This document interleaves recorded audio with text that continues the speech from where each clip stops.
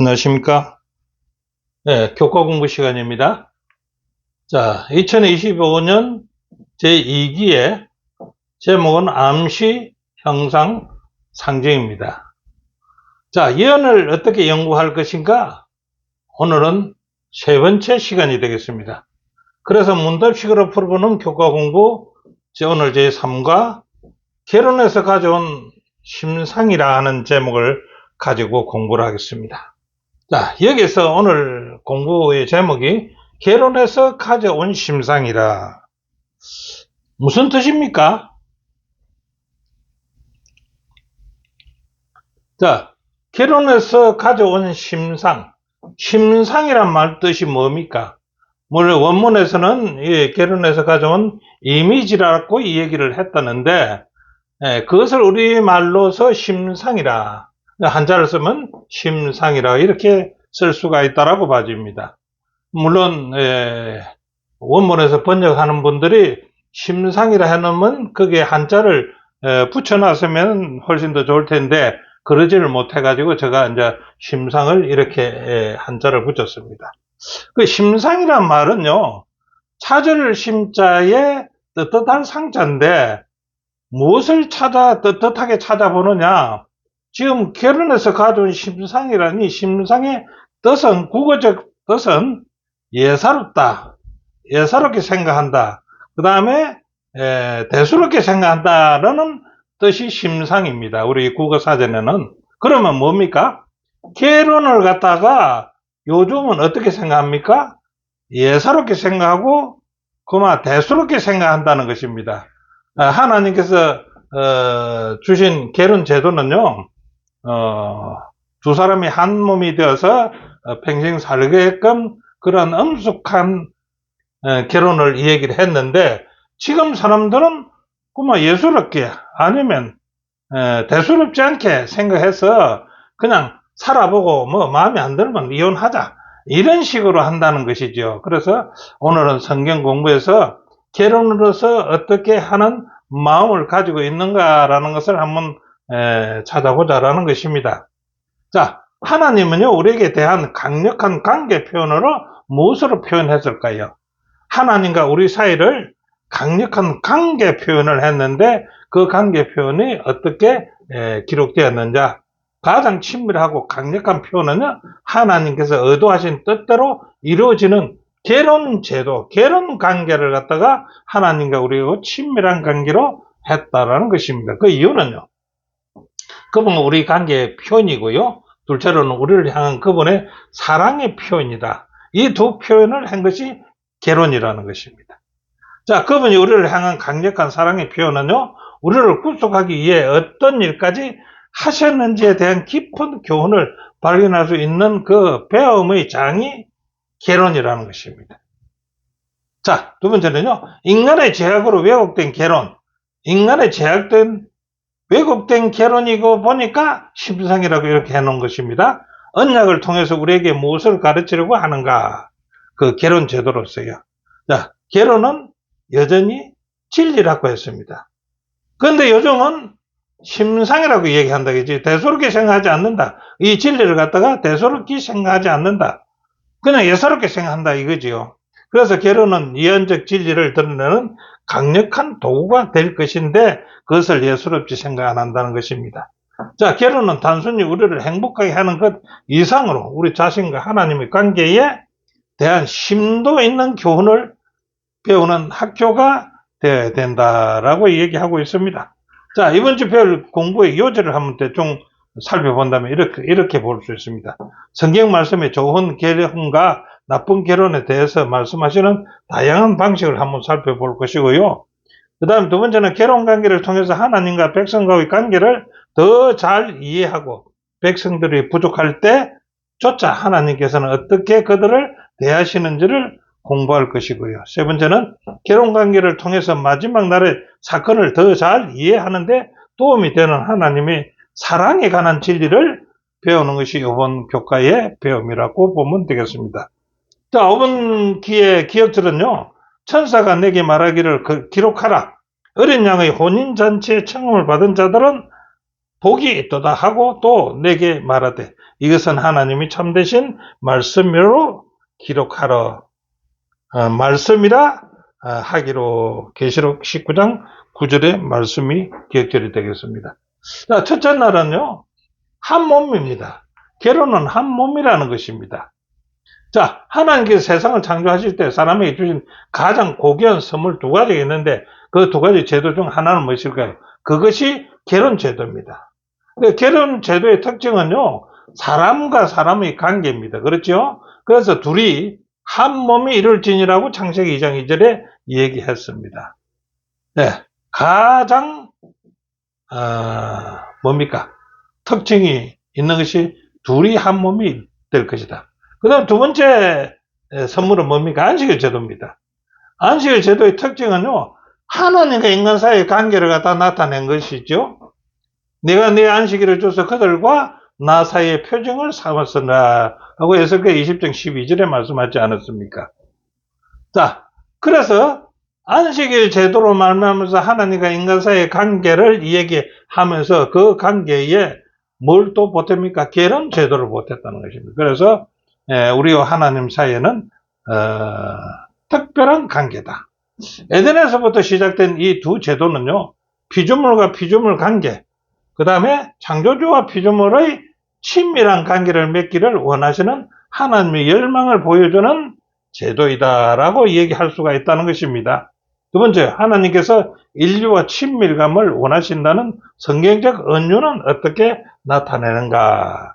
창세기 2장 24절, 이러므로 남자가 부모를 떠나서 그 아내와 연합하여 둘이 한 몸을 이룰지라, 하나가 되리라 했습니다. 에베소 5장 30절 31절은 우리는 그 몸의 지체이다.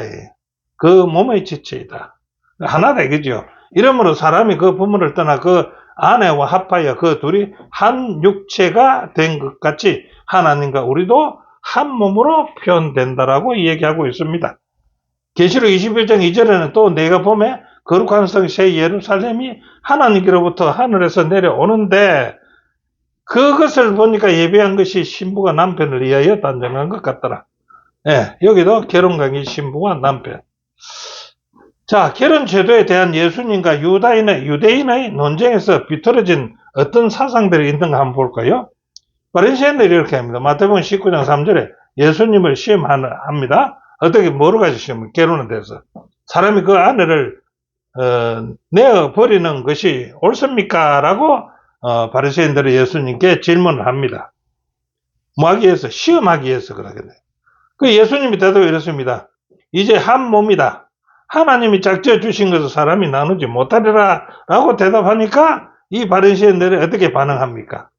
자, 그 바리새인들은 7절에 그래 하면은 모세는 이혼 정서를 써주고 내버리라고 명하지 않습니까? 라고 이제 대답하는 겁니다. 예수님은 어떻게 대답할까요? 그것은 모세가 너희 마음에 완악함 때문에 그랬지 본래는 그렇지 않다라고 얘기하고 있지 않습니까?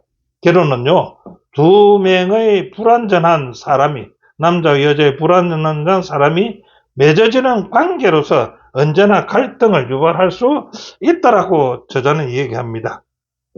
교회와 그리스도의 결혼은요, 완전하신 구주와 불완전한 신부, 우리죠, 결합이다. 그럼에도 우리는 좋은 결혼 관계가 제공하는 것을 통해서 하나님의 사랑에 대해서 우리는 배울 수가 있다. 결혼 관계에서 배울 수 있다라고 합니다. 자, 저자는 교훈에서 이렇게 합니다. 창조부터 결혼으로 남녀가 평생 서로에게 충성하는 것이 이상적으로 제시되었습니다. 그래서 한 몸의 은유는요, 인류와 이런 친밀감을 원하시는 하나님을 강하게 보여주는 표현이 결혼이다라고 말하는 것이죠. 자, 둘째 날, 아름다운 신부입니다.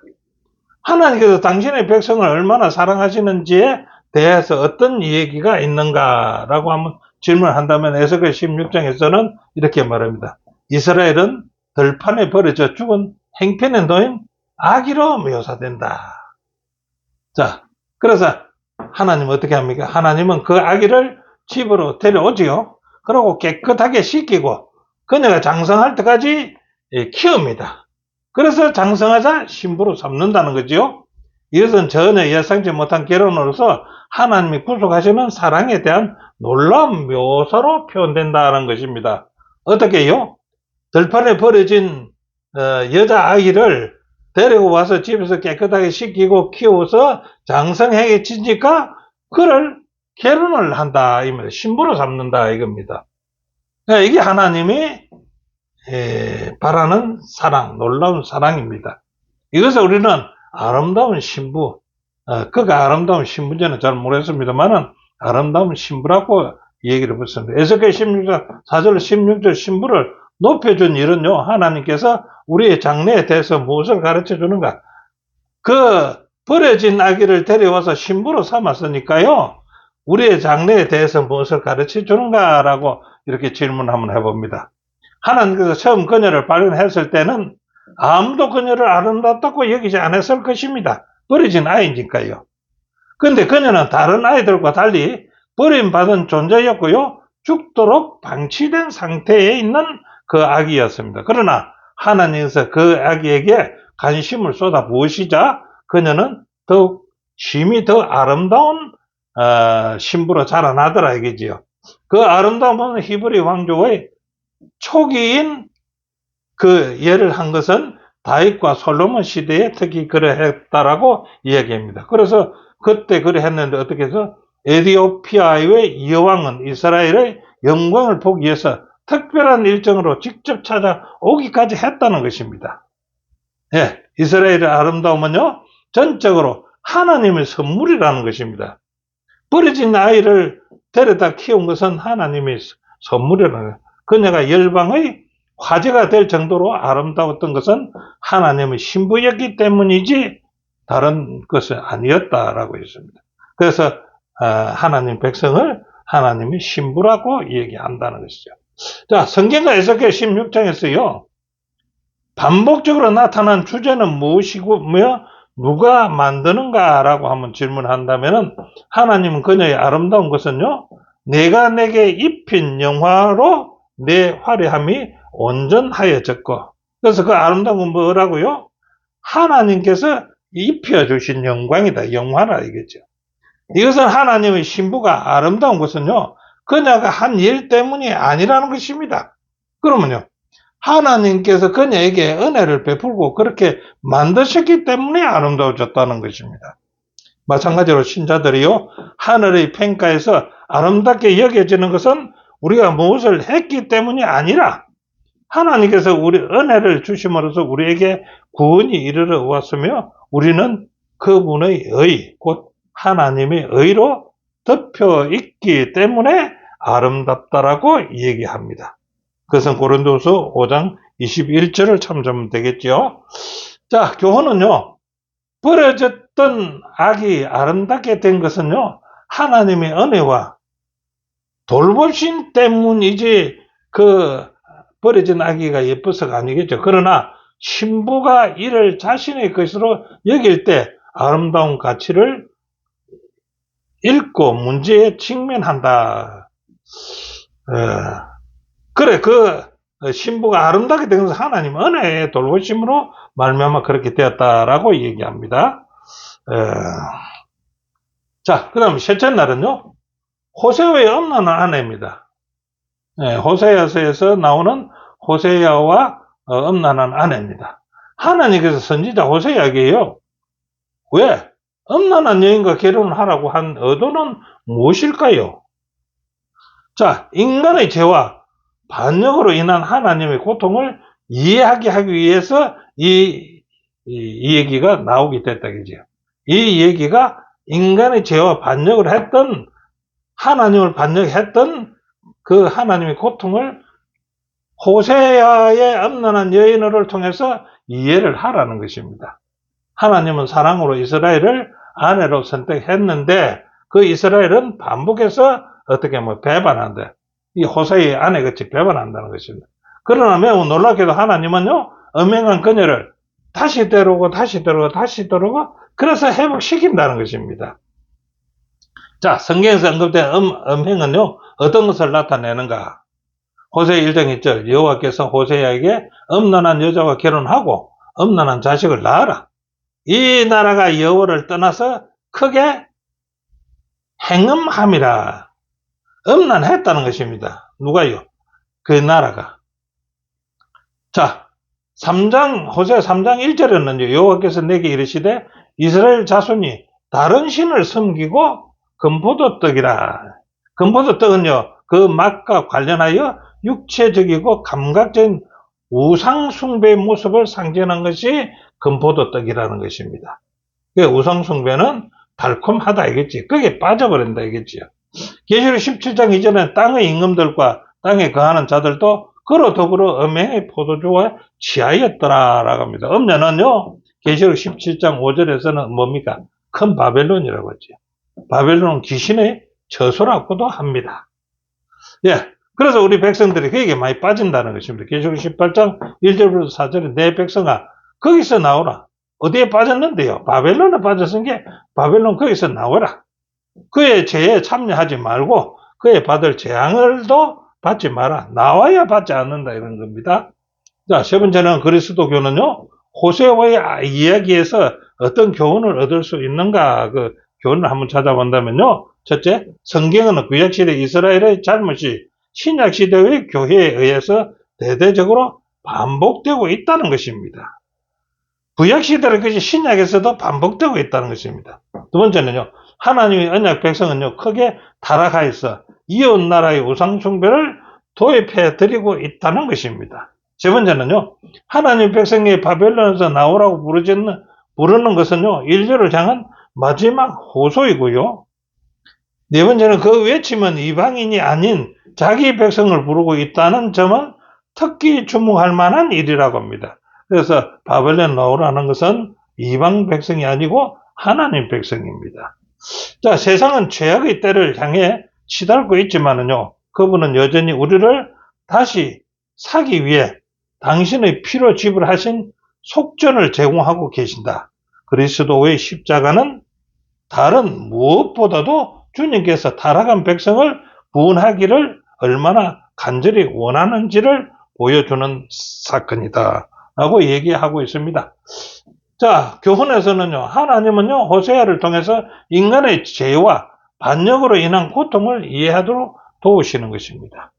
방탕한 아내를 구하기 위해서 노력은 하나님의 사랑의 깊이를 우리가 깨닫게 해준다는 것입니다.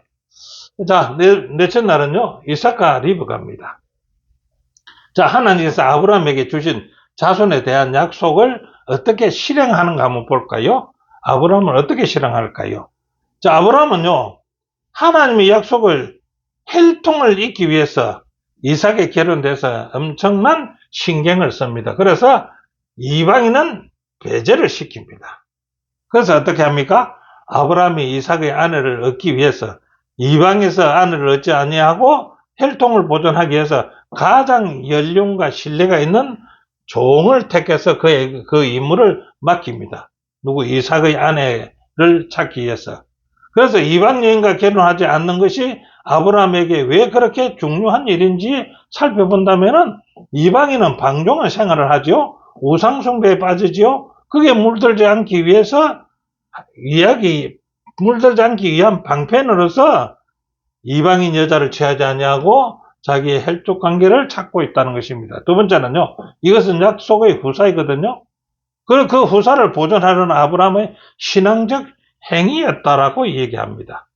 자, 이삭의 결혼 문제는요, 아브라함에게 민족적 문제가 아니라 영적인 문제였고요, 나라의 문제가 아니고요, 신학적 문제였다라고 저자는 기록하고 있습니다. 아브라함은요, 가나안 종교의 도덕적 타락을 매우 잘 알고 있었지 않습니까? 그들의 우상숭배는 두말할 필요도 없었습니다. 그는 아들이 그들과 결혼할 경우 얼마나 쉽게 그런 관행에 타락에 빠질 것인지를 아브라함은 잘 알고 있었기 때문에 그렇게 했다라고 44페이지에 얘기합니다. 자, 이삭의 결혼이요, 영적인 문제라면은요, 기독교 역사에서 나타난 혼성은 어떤 것일까요? 자, 하나님의 백성이요, 세상과 거짓 가르침이 종교적 신념에 많은 영향을 미칩니다. 그렇죠? 당연하죠. 가장 대표적인 예는요, 성경의 안식일 대신 이교도의 태양의 날인 일요일이 도입된 것을 우리는 혼성, 섞을 혼자지요. 섞어 이루어졌다. 이런 현실은요, 마지막 때에는 더 두드러지게 나타날 것입니다. 그러고 역할을 하게 될 것이라고 저자는 44페이지에 기록하고 있습니다. 자, 이삭과 리브가의 결혼은요, 그리스도와 그분의 교회의 관계에 어떤 교훈을 얻을 수 있는가? 이삭과 리브가는요, 멀리 떨어져 있었던 상태였습니다. 그처럼 하나님은 우리를 창조하셨고 가까웠지만은 우리의 타락으로 인해서 어떻게 했습니까? 그분과 멀리 분리되어 있었습니다. 그럼에도 불구하고 우리는 여전히 그분에게 적합한 신부로 하나님은 여기고 찾아오시는 것입니다. 자, 교훈은 이렇게 말합니다. 아브라함의 선택은요, 악한 가마력에 물들지 않도록 주의해야 하는 영적인 문제의 중요성을 말하고 있습니다. 이것은 마지막 때에도 매우 중요한 문제가 될 것이라고 말하고 있습니다. 자, 다섯째 날은요, 큰 엄녀가 심판을 받는다는 것입니다. 이것은 요한계시록 19장 1절부터 9절에는 어떤 두 사건이며 왜 하나님께 찬양하는가? 네, 두 사건. 자, 심판의 사건입니다. 음행으로 땅을 더럽게 한 큰 음욕의 심판이라 이렇게 볼 수 있습니다. 이전에는 그의 심판은 참되고 어려운 심판이었다라고 합니다. 자, 9절에는 결혼입니다. 어린 양의 혼인자제에 참여함을 입은 자들이 복이 있다라고 합니다. 그래서 계시록 19장 1절부터 9절까지는 이 두 사건입니다. 그 다음에 하나가 찬양입니다. 이 두 사건에서 찬양이 있다는 것입니다. 이 두 사건을 동시에 찬양할 사건인가? 자, 심판이 찬양할 사건입니까? 결혼은 찬양할 사건이겠지요. 이 두 사건이 하나님의 사랑이라는 것입니다. 이 세상이 더 이상 회개할 수 없을 만큼 마음이 심히 굳어지는 때가 이러면요, 더 이상 역사를 지속해야 되겠습니까? 걷잡을 수 없는 죄의 고통에서 계속되도록 두어야 하는 의미가 없어진다는 것입니다. 그래서 뭐합니까? 심판이 있다는 것입니다. 그래서 심판은 우리는 찬양할 계기가 된다. 계속 19장 6절 가로되 할렐루야 주 우리 하나님이 곧 전능하시니까 통치하시기에 찬양을 한다라고 얘기합니다. 그래서 심판, 결혼, 찬양이 있다는 것입니다. 자, 계시록 21장 1절부터 4절에는요, 결혼은 무엇을 의미하며 그것은 왜 희망과 약속으로 가득 차 있는가라고 한번 본다면요, 우리의 소망을 결혼에 비유하여 평생의 연합이 되는 결혼은요, 그리스도와 그분의 교회 간의 연합의 상징이다라고 얘기했습니다. 그리스도께서 교회에 대하여 나타내시는 정신은 남편과 아내가 서로에게 나타내야 할 정신이다라고 교회정은 7권 46페이지에 말하고 있습니다. 자, 베드로전서 1장 18절 19절에는 모사된 종말에 대한 희망을 주는 어떤 말씀이 기록되어 있는가? 자, 이렇게 말합니다. 너희가 알거니와 너희 조상의 유전한 망령된 행실에서 구속된 것은요, 음이나 금같이 없어질 것으로 한 것이 아니라는 것입니다. 오직 허무고 점없는 어린 양 같은 그리스도의 보배로운 피로 한 것이라 이겁니다. 그리스도께서는요, 인류가 그분을 거부하고 그분께 드려야 할 사랑을 다른 신에게 바치는 것 때문에 가늠할 수 없는 고통을 겪으셨다. 그럼에도 불구하고 그분은요, 그런 우리를 위해 자신을 내어주고 우리의 부정한 음행의 대가를 친히 담당하셨으므로 회개하고 돌이킨다면 영생의 약속을 받을 수 있을 것입니다. 우리는요. 자, 교훈은요, 은혜를 거절한 음녀는요, 심판을 받지만은 주님은 우리와 연합에 들어가기 원하신다. 나의 부정과 음행에도 주님은 그 대가를 친히 지심으로 우리를 용서와 영생을 주신다는 것입니다. 자, 오늘 공부를 이렇게 해본 그 결론을 정리한다면 이렇게 볼 수 있습니다. 결혼 관계를 통해서 우리는 하나님의 사랑, 관계, 그분이 하신 일과 마지막 날의 사건을 더 잘 이해할 수가 있다는 것입니다. 두 번째는요, 하나님의 인류와 결혼 관계와 같은 친밀한 관계에 들어가서 서로에게 신실하기를 원하시는 것이 오늘 공부였습니다. 세 번째는요, 인류가 범죄했음에도 하나님 앞에 아름다운 모습으로 설 수 있는 것은 자신의 가치가 아닌 하나님의 사랑과 은혜 때문에 우리는 아름다운 신부가 될 수 있다는 것입니다. 자, 우리는 주님께서 우리 때문에 고통을 겪으시고 그 대가를 대신 지신 것을 생각하고 악한 가마력에서 자신을 지키며 주님과 연합해야 되는 것 아니겠습니까? 우리는 이 하나님과 연합하기를 위해서 노력하는 오늘 공부라고 봅니다. 함께 공부해 주신 여러분 대단히 감사합니다. 다음 기회에 다시 뵙겠습니다.